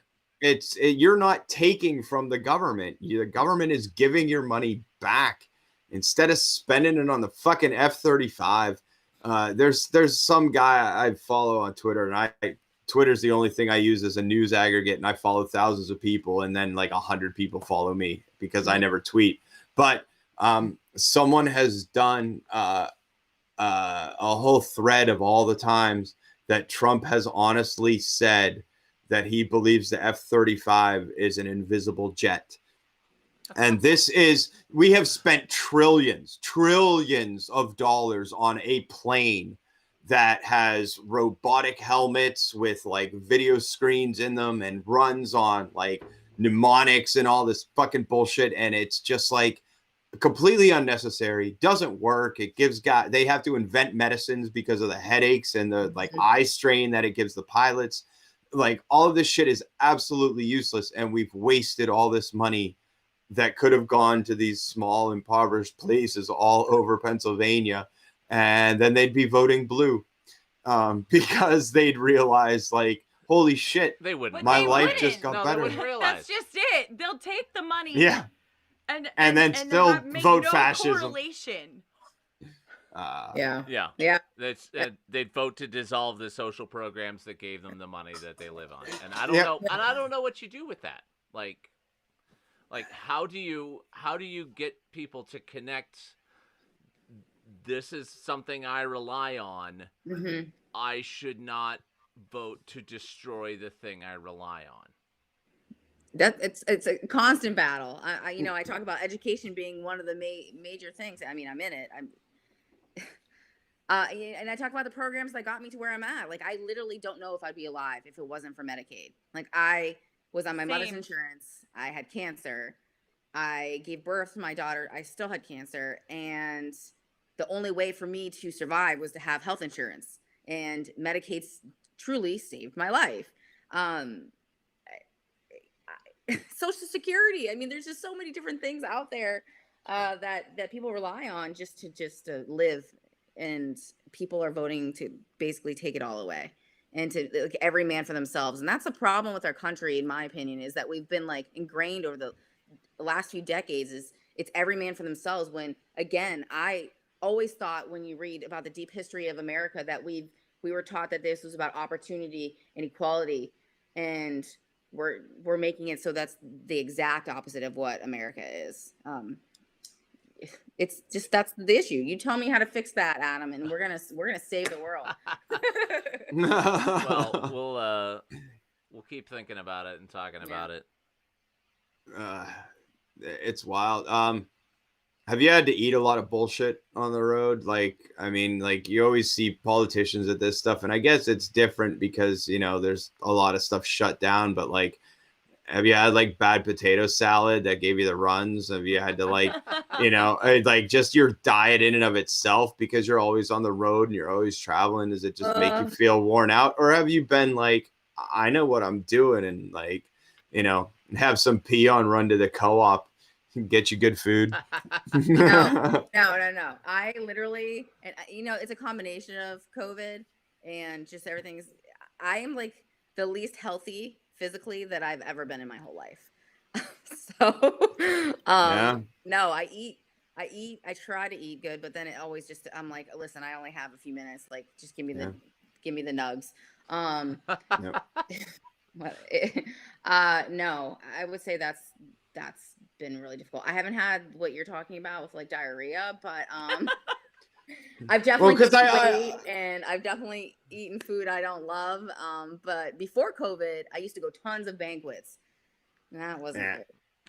Yeah, see, because that's my favorite thing about the politics is just all the glad handing and all that bullshit. Like, you can't just have good ideas and you can't just be a decent person that's looking out for everyone around you. Yeah. You have to like jump through these mystical hoops for like the fucking Chamber of Commerce is never going to do anything for anybody. Like, they're a bunch of fucking fools. In every place I've ever been, the Chamber of Commerce is just a bunch of like fascists in waiting. Anyway, but I've always seen all these politicians just having to go to fairs and having to go to banquets and having to just eat all this shit, or just like showing up at someone's house because they're like, they're this live in the county seat and his wife makes the best pork tenderloin you've ever had. And it's all pink inside and you get trichinosis. And like, I think about these things as I try to dissuade myself from, the horrible fact that there's terrible things going on.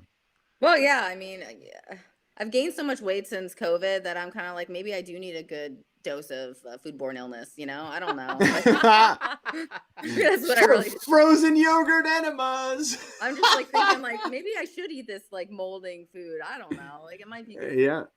And then you get your picture taken pretending to enjoy a cheesesteak, and everybody is gonna, realize that you're a man of the people. And I'm Kristy Gnibus, man of the people. That's gonna be my new. That should do it. Yep. There, you want to get the kids interested? They'll get all over that. Yeah. Yep. These are my pronouns now, Mike Kelly. Mr. Kristy Gnibus, vote for me. And that just takes. Maybe it's a guy. Click. Yeah. Mike Kelly was mean to me at the monster truck rally. Kristy. I know. Would you do it again? I mean, would you not just, I mean, with just the running, forget the outcome. Mm-hmm. Just, I mean, what you've been through, like, you know, between the poor diet, the mustaches, the TikToks, like, you know, is it worth it for you? Yes. I think it's really shown me the state of the nation that I would have never seen otherwise. It really put me in an incredibly eye-opening position that I could have just completely overlooked. And I think no matter what, this is going to change the way I live my life, and it's going to change, you know, my next moves in life. And so yeah, I would do it again. It sucks. It's hard. It's so hard. And people are like, "Do you love it? Do you love it? Do you love it?" And I'm like, "Yeah, you know, it kind of sometimes, I mean, you have to find the good parts of it all, but yeah, I would do it again because even though it's incredibly hard and people are so cruel, dang that mustache. But what an opportunity. I mean, right? Like, I think I never would have done the things I've done. I never would have talked to some of the people I've ever talked to in my life. I never would have really, really seen what's going on, you know? I mean, I can't wait.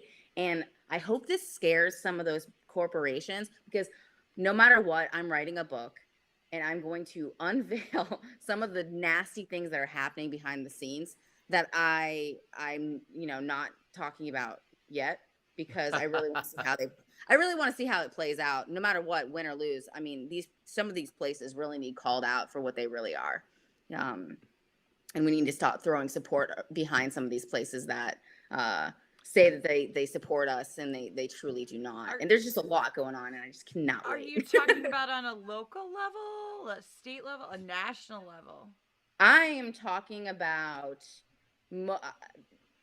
there's all of it. It's all of it, but it's mostly at a national level. Okay. I mean, there are large organizations that tout that they support certain things, and I would beg to differ that. And I can't wait to tell everyone. Well, I don't want you to lose, but I do want that book sooner. Yeah. Yeah. I do not want you. This is not an endorsement because as an employee of the Commonwealth of Pennsylvania, I do not endorse any political candidates. Neither does Adam. But I do de-endorse Mike Kelly because on a personal level, that guy was a fucking dick to me one time at a Bayhawks game, and so he can. Yeah. This was seriously 10 years ago when he was first running before he was anybody. And a friend of mine had procured courtside seats. And so, and they were playing I think they were playing the Maine Red Claws, which was like a Boston Celtics affiliation. So I was all about it. And and we were drinking because this was like 10 years ago. So I wasn't in my 40s and I could still drink all the time. And so we're having a good old time sitting courtside. People are, you know, talking and it's all great.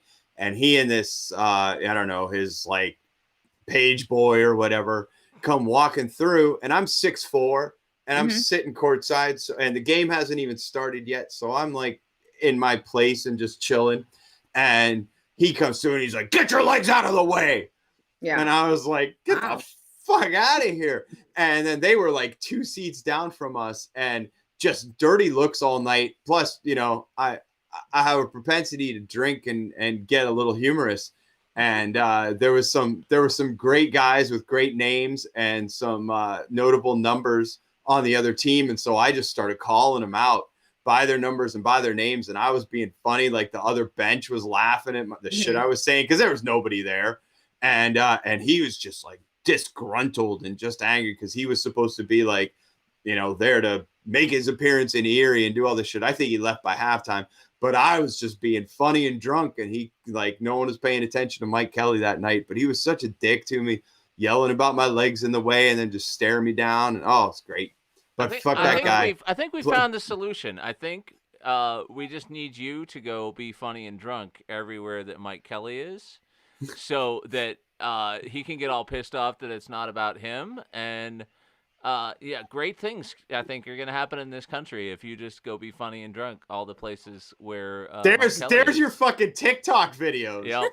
There you go. We're solving problems already. You should make some TikTok videos. Send them to me. I'll upload. Oh, them. we will do Yeah. that. Oh, yep. Get me when we Mike get off- Kelly's itinerary. Yeah, we'll look up his itinerary and we'll go be drunk and I'll go find my overalls and some hay so that I can fit in with the fucking rubes.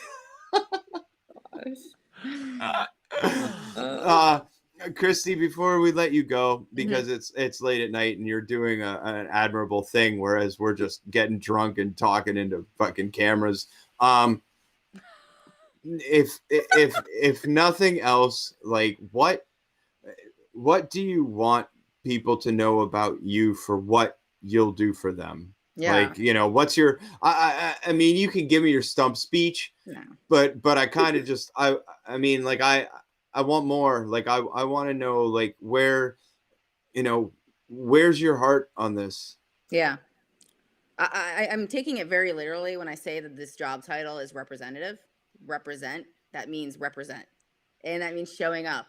And that means showing up even when it's difficult. And so when I win this seat, I promise to represent everybody. I promise to represent Republicans, independents, Democrats, whomever.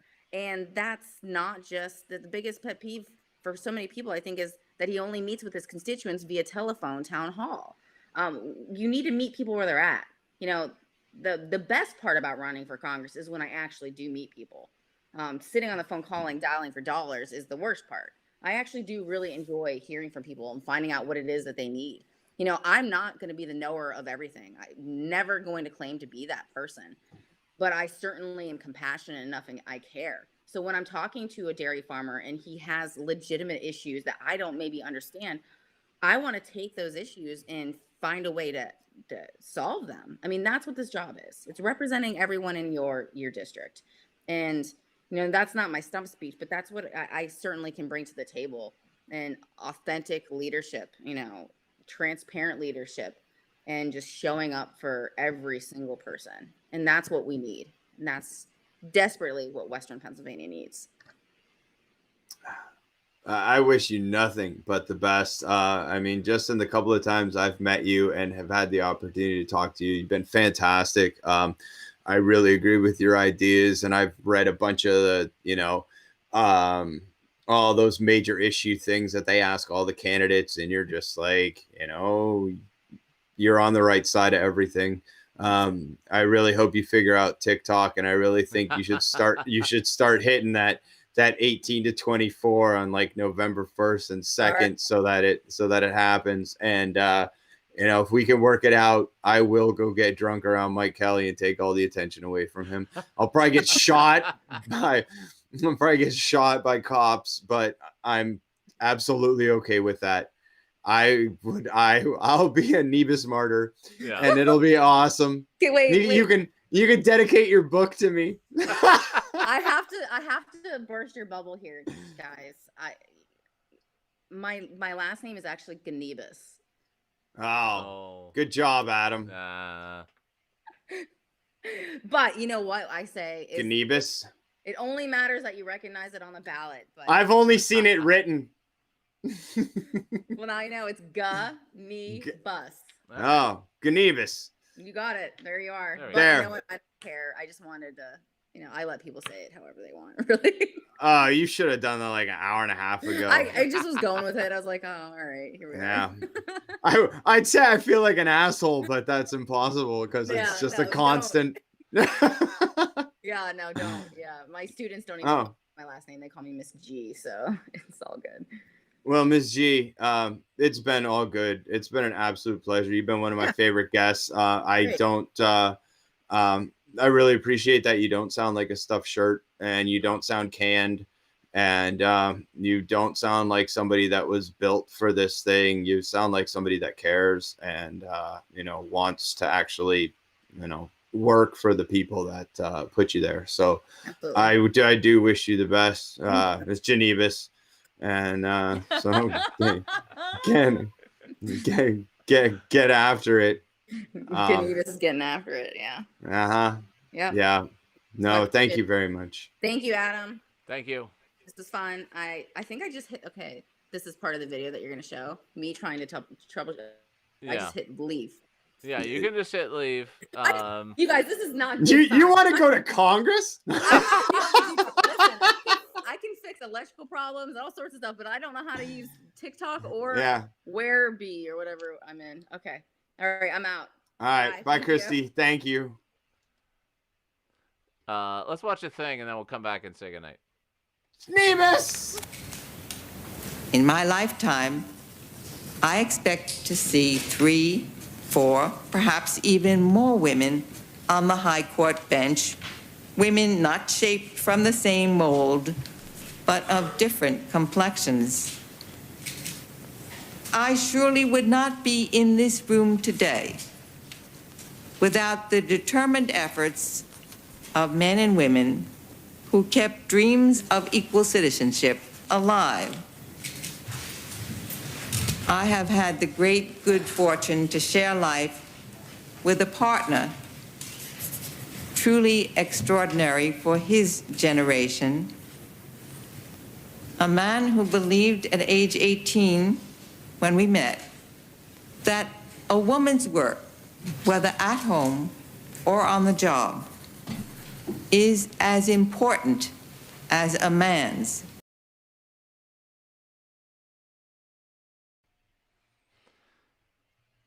Social distancing variety hour. Much respect to RBG. Michael smoking a cigarette so he doesn't get to say goodnight. Thank you to Kristy Gnibus, which I'll pronounce properly from now on, for being with us. And thank you all for watching and listening. And we're not sure yet who's with us next week, but the week after that is going to be Julie Slomsky, which should be more cool and interesting conversation. Take care of yourselves. Wear your masks. Wash your hands. See ya.